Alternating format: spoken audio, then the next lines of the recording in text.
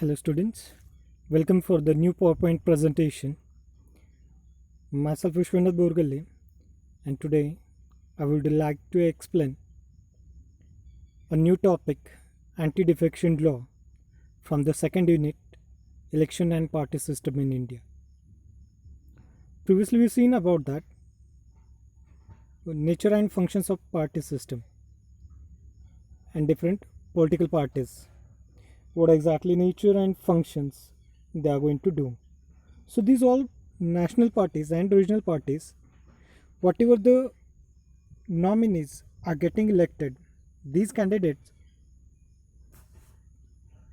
you might have seen students that they will win from one of the party, but after few days or after the election, after the result, they will join another party for the self benefit, and this is called the defection. So because of this defection, number of the political parties are getting into the trouble to form a government. So to stop this, there is a anti-defection law introduced. So before that, let's see what is anti-defection law. Defection means an elected representative who defects another party without resigning his membership for the self benefits. जब सांसद चुन के आते हैं तो अपने खुद के फ़ायदे के लिए वो दूसरी पार्टी को जाकर ज्वाइन करते हैं, तो उसे डिफेक्शन कहते हैं. When a person joins any another party after elections, after winning elections, he will join the another party. It's called as a defection.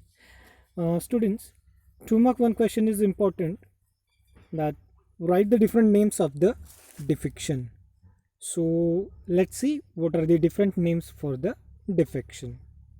So the word defection is also called as a floor crossing in UK, carpet crossing in Nigeria, and this defection term it is used in India. Even its another name is horse trading also. So these are the different names for for the defection. Floor crossing in UK, carpet crossing in Nigeria, defection in India, and even it's known as a horse trading. Now when this act has been introduced to stop this depiction, so Rajiv Gandhi, our former minister of India, decided to remove this evil and stop the defection, stop the political leaders to move from one party to another. For that, this anti-defection law came into the exist by 1st April 1985. The act has came into the exist by 1st April 1985. Now this anti-defection law has been introduced across the country and it came into the exist, which has the different kinds of provisions. Students, this lesson consists of 5 mark 1 question also. Even 10 mark question also is there. So for 5 mark question, this topic is important, and the question will be like write the provisions of anti-defection law, or write a brief about the anti-defection law. So you have to explain in a short when the anti-defection law is introduced, who introduced and why introduced, and minimum 5 to 6 provisions should be mentioned there. Now let's see one by one what are the different provisions of this anti-defection law. When the elected candidate changes his party, then he will be disqualified. So let's see on what basis he will be disqualified.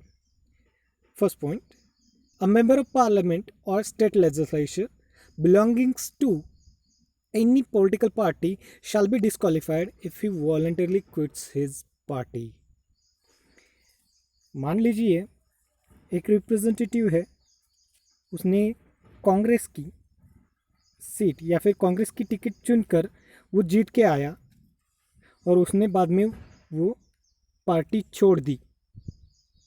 तो वह cancel हो जाता है या फिर disqualify होता है, फिर से उस पोस्ट के लिए इलेक्शन चुने जाते हैं या फिर इलेक्शंस होते हैं, which is called as like a re by election.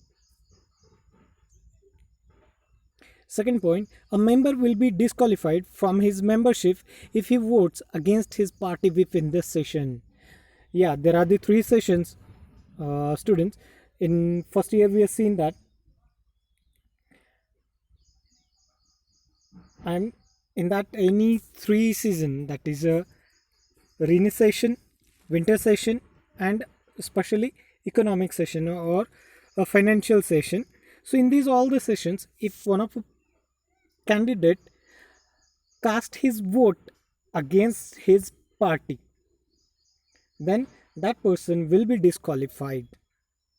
Third point, if one third strength of the total political party merges with another party, shall be considered as a defection.